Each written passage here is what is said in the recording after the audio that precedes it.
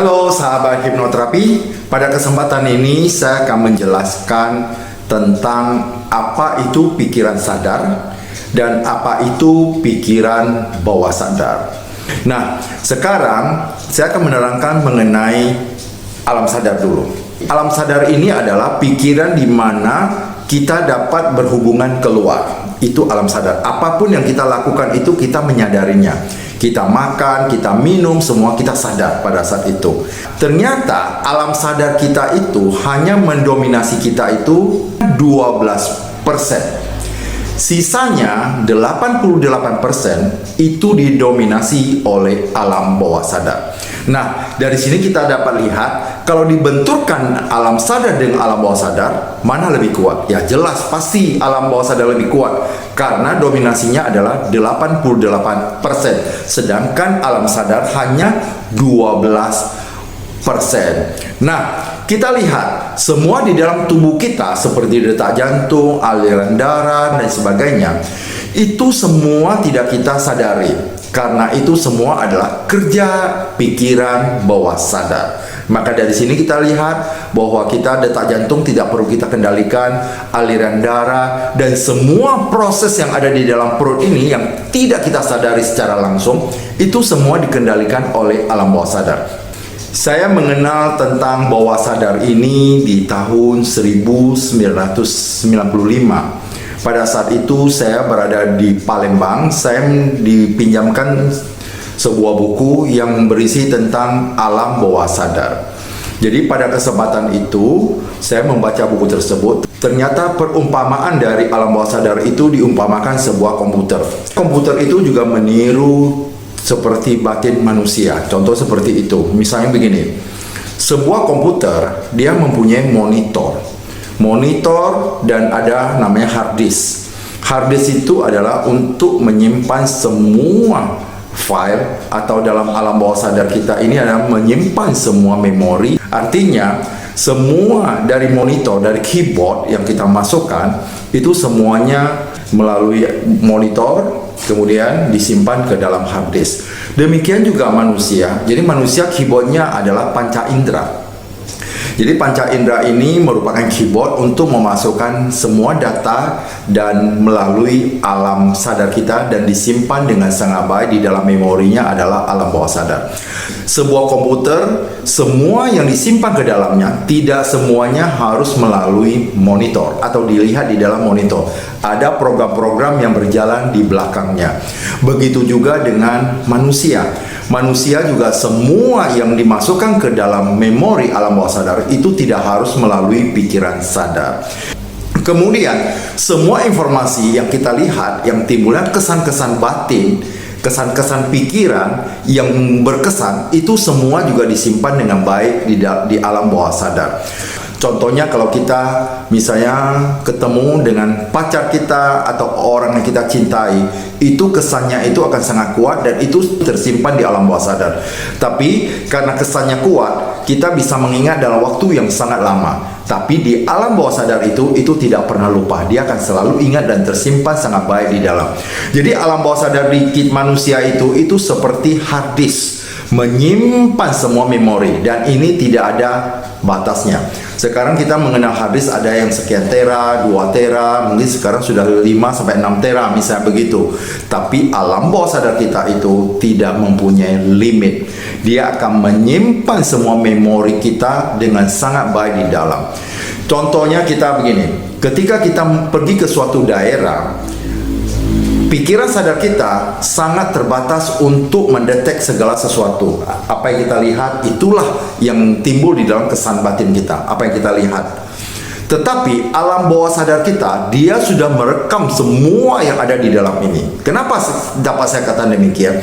Karena ketika kita menghipnos seseorang, dia dapat menggambarkan kondisi di sana, di dinding ada foto siapa, ada siapa. Dia bisa menerangkan semua di dalam rumah itu. Misalnya dia masuk dalam ruangan. Itu berarti ketika seseorang masuk ke sebuah ruangan, sebuah rumah, dia sudah alam bawah sadarnya sudah merekam semua kondisi di sana. Jadi ketika kita menarik seseorang itu ke masa lalu, dia bisa menjelaskan ke kita kondisi pada saat itu. Salah satu juga saya pernah menghipnosis satu anak. Dan pada saat itu saya tanya, itu di tahun berapa? Dia bilang tidak jelas. Sekarang saya tanya, kamu berada di mana? Dia bilang dia berada di dalam kelasnya. Tahun berapa? Tidak jelas. Nah, coba, biasanya saya tanyakan, di kelas itu ada kalender nggak? Ada. Ah, coba kamu dekat ke sana, lihat kalendernya. Setelah dia pergi, dia lihat kalendernya, dia katakan ke saya bahwa saat itu adalah tahun 2015. Berarti dia bisa menggambarkan semua kondisi pada saat itu. Nah, ini adalah sadar dan tidak sadar. Jadi, lebih banyak hal yang dapat direkam oleh alam bawah sadar kita. Salah satu hal yang perlu diketahui oleh orang tua, mungkin orang tua sering ribut bertengkar pada malam hari ketika anak-anaknya sedang tidur. Misal anaknya masih balita masih di bawah 5 tahun. Kalau masih di bawah 5 tahun, ya, itu pengaruhnya itu sangat kuat sekali. Karena pada saat itu, anak belum memiliki yang disebut dengan filter mental. Ketika dia menerima suatu informasi, itu langsung ditanam di alam bawah sadarnya. Kecuali mereka yang sudah di atas 7 tahun. Dia sudah mempunyai filter mental, apapun yang baik dan buruk yang masuk, dia dapat memfilternya melalui alam sadarnya, analisanya. Nah, ketika orang tua, misalnya anak sedang tidur, dia bertengkar. Kita lihat mungkin anak tidur tidak tahu. Sebenarnya itu adalah satu kesalahan. Memang alam sadar anak itu sedang tidur. Yang 12% itu lagi tidur. Tapi harus kita ingat, 88%-nya itu terbuka 24 jam, yaitu alam bawah sadarnya. Walaupun si anak lagi tidur, alam bawah sadarnya tetap merekam semua peristiwa yang terjadi di saat itu. Apapun yang berada di sana itu semua direkam. Terjadi pertengkaran antara bapak dan ibu dan sebagainya, itu akan direkam oleh alam bawah sadar anak itu. Sehingga suatu ketika itu akan terjadi perubahan sikap pada anak tersebut. Itu jangan heran. Kenapa? Karena mungkin orang tuanya itu tidak pernah cocok, ribut melulu, dan ini akan mempengaruhi ke psikis anak itu. Jangan heran. Nah, ketika itu terjadi, satu-satunya cara adalah Bapak Ibu harus membawanya ke seorang hipnoterapi untuk memprogram ulang alam bawah sadarnya itu. Dan sekarang ada yang pernah bertanya, alam bawah sadar ini sifatnya apa? Permanen. Benar, itu permanen. Tetapi ada yang menanyakan, kalau permanen kenapa bisa dirubah, bisa diedit? Iya, bisa. Kenapa bisa diedit? Karena Anda yang datang ke sini menyetujui untuk diedit. Tapi ketika Anda tidak menyetujui untuk diedit, maka itu tidak bisa dirubah. Makanya ketika seseorang itu harus mempunyai niat yang keras atau niat yang besar untuk sembuh. Makanya pada saat itu seorang hipnoterapi profesional baru mampu untuk mengedit alam bawah sadarnya. Misalnya di alam bawah sadarnya banyak negatif, kita ubah menjadi yang positif. Jadi ingat ya, alam bawah sadar itu adalah memori. Ketika memori itu kita edit dari negatif menjadi positif, maka ketika dia pancarkan ke alam sadar itu, perilakunya langsung berubah, mindsetnya langsung berubah. Yang biasanya tidak baik akhirnya berubah menjadi baik. Itulah tugas dari seorang hipnoterapi. Nah, kita lihat juga di dalam kehidupan kita sehari-hari, ya, kita melihat perilaku anak-anak, perilaku dari orang itu. Kenapa? Karena dia terkontaminasi oleh lingkungan. Bisa lingkungan keluarga, bisa juga lingkungan pergaulan. Dan yang paling sering adalah konflik dengan orang tuanya. Saya sudah banyak menghipnoterapi orang atau menghipnosis orang. Kebanyakan terjadi adalah anak ini mempunyai masalah yang sangat serius dengan orang tuanya. Sehingga itu mempengaruhi psikis anak itu, perkembangannya itu terhambat, sehingga dia menjadi orang yang sepertinya tertutup. Nah, pada saat itu kita sebagai hipnoterapi, kita harus membuka ya batinnya itu, pikiran bawah sadarnya, supaya dia mau bersosialisasi dengan orang lain. Kalau misalnya dia ada permasalahan orang tuanya, itu permasalahannya itu harus kita selesaikan satu persatu. Nah, tadi sudah saya sampaikan bahwa alam bawah sadar itu adalah perangkat yang menyimpan memori manusia. Mungkin lebih gampangnya begini. Untuk memahami alam bawah sadar itu, bagaimana sistem kerjanya sehingga kita bisa mengingat semua data yang tersimpan di sana. Mungkin Bapak Ibu yang mungkin seusia saya atau di bawah saya yang pernah mengalami Eptanas, evaluasi belajar tahap akhir di sekolah. Jadi waktu SD, SMP, SMA mau lulus itu harus menghadapi Eptanas. Dan menjadi kebiasaan kalau Eptanas itu gurunya bukan guru sekolah yang bersangkutan untuk sebagai pengawas, tapi dari sekolah lain. Dan kadang-kadang guru ini mungkin agak nakal ya gitu. Dia mengatakan kepada mahasiswa di sekolah lain, dia mengatakan begini, soal Eptanas ini sangat sulit, bahkan orang pintar saja belum tentu nilainya bagus. Coba Bapak Ibu dengar, orang pintar saja tidak bisa mengerjakannya. Coba kita berpikir, saya orangnya biasa-biasa saja, apakah mampu saya mengerjakan itu? Itu sebenarnya pada saat itu guru mengatakan demikian, itu sebenarnya ada unsur kesengajaan, sehingga timbulnya ketakutan dari para siswa itu langsung drop mentalnya. Ketika mentalnya drop, berarti dia penuh dengan ketakutan, menggigil, dia ketakutan.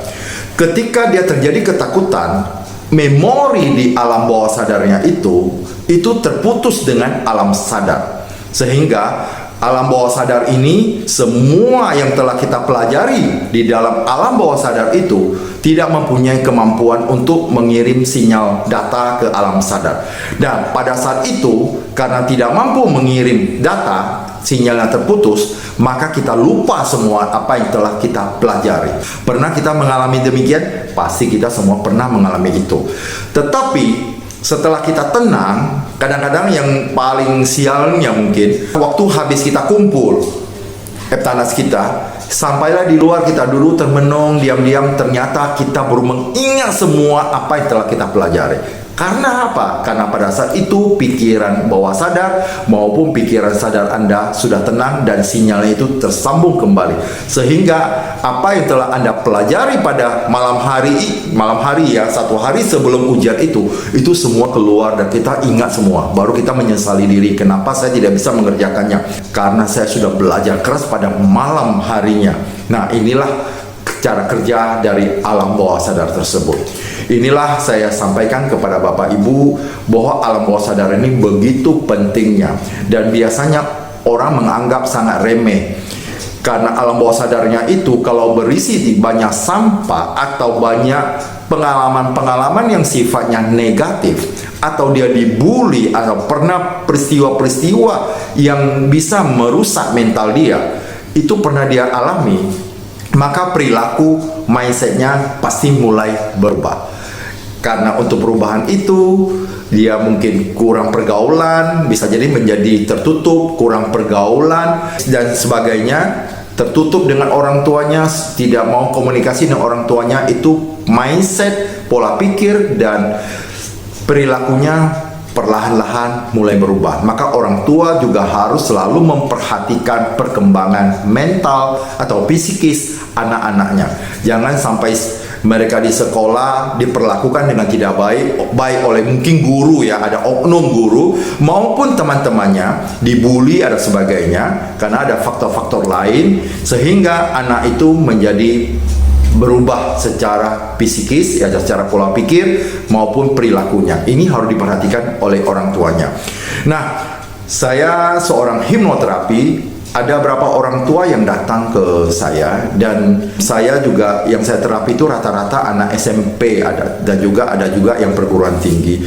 Dan setelah saya hipnosis ya, saya tarik ke masa lalu, misalnya saya tarik ke masa lalu, ternyata kebanyakan anak-anak ini terengker di sana karena berkasus dengan orang tuanya, sehingga dia menjadi gelisah, kecemasan, dia ikut konsumsi obat penenang. Ingat ya, terlalu banyak mengkonsumsi obat penenang itu juga tidak baik buat tubuh kita, karena kita cemas yang berlebihan. Makanya seorang hipnoterapi untuk menghipnosis mereka, untuk menterapi mereka, tidak menggunakan alat dan tidak menggunakan obat. Semua adalah keterampilan bagaimana kita untuk memberikan afirmasi-afirmasi atau sugesti-sugesti yang positif kepada anak-anak ini yang kita hipnosis itu. Dan afirmasi-afirmasi ini atau sugesti-sugesti ini dia sesuai dengan kebutuhan dia. Apa permasalahannya? Depresi, trauma, atau fobia, atau mungkin dia terlalu gemuk obesitas, dia ditertawain oleh teman-temannya, itu juga bisa kita kuruskan dengan cara hipnoterapi. Banyak sebenarnya yang berhubungan dengan mental, yang berhubungan dengan pikiran, baik itu pikiran sadar maupun bawah sadar, itu bisa diterapi dengan menggunakan hipnoterapi. Maka hipnoterapi itu sampai saat ini adalah cara yang paling cepat, paling singkat. Maka hipnoterapi itu disebut dengan mind technology atau teknologi pikiran yang sangat canggih, karena bisa merubah mindset atau pola pikir dan perilaku seseorang dalam waktu yang sangat singkat. Ketika kita hipno orang tersebut yang lagi bermasalah, setelah dia bangun, kita bisa melihat wajahnya, auranya, itu langsung terjadi perubahan. Itu pada saat itu kita sudah tahu bahwa mindsetnya sudah berubah. Dengan demikian, dia akan perilakunya juga akan ikut serta berubah. Dari yang tidak baik akan menjadi baik. Maka dari itu, orang tua coba perhatikan kepada anak-anaknya. Saya memberikan edukasi ini sebenarnya lebih khusus untuk orang tua dan lebih khususkan untuk anak-anak. Kenapa? Karena anak-anak ini atau anak-anak kita adalah generasi penerus bangsa. Mental yang bagus dari anak-anak itu nanti akan membawa kemajuan untuk bangsa kita. Generasi muda yang maju, pola pikirnya yang kuat akan membuat bangsa ini lebih maju. Ini yang saya sampaikan kepada Bapak Ibu. Terima kasih atas perhatiannya dan luar biasa. Yeah.